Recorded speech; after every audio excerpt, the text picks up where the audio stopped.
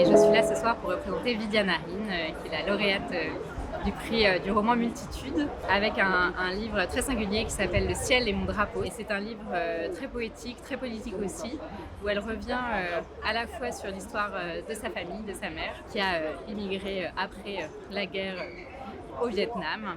Et elle raconte à la fois l'absence de transmission, sa mère qui ne lui a pas transmis grand-chose sur cette histoire. Et du coup, elle recompose comme ça avec des fragments à la fois ce qu'elle projette sur cette histoire de sa famille, sur l'Indochine, sur qu'est-ce que c'est l'Indochine aussi dans notre culture française. Elle se dit par exemple, ah tiens, c'est marrant, le groupe Indochine s'appelle Indochine alors que c'est un mot absolument colonial.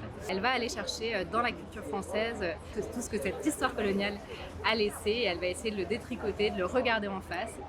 Le film s'appelle Ma famille est politique. Le propos de ce film, c'est de dire que tout est politique. Faire des films, c'est politique. Les discussions, les débats qu'on a à table avec ma famille, ils sont politiques. Mon plaisir avec le fait d'avoir été sélectionné et de recevoir ce prix, c'est que ce film soit vu, c'est qu'on puisse en parler. Chacun a son opinion un peu là-dessus et je veux juste créer du débat sur ça et surtout de l'engagement. C'est surtout un film qui veut parler aux gens qui se sentent délaissés par rapport justement à la politique et de se dire, mais en fait, on est tous in et on a tous des choses à dire. C'est le nom en fait de ce festival même, c'est Multitude. En fait, on est tellement riche. Vraiment, j'ai voyagé et tout, j'ai vu plein de trucs et honnêtement, je trouve que dans le 93, il y a trop de choses.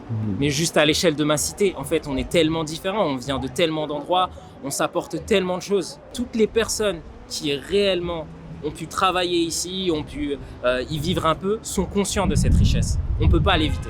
Mais vraiment, les seules personnes qui ne la voient pas sont ceux qui voient que des images de l'extérieur, en fait. C'est un foyer de tests et d'expériences et de discussions incroyables. Et c'est triste que les gens ne sachent pas à quel point c'est beau, en fait. Et je veux le montrer, je veux qu'ils le sachent.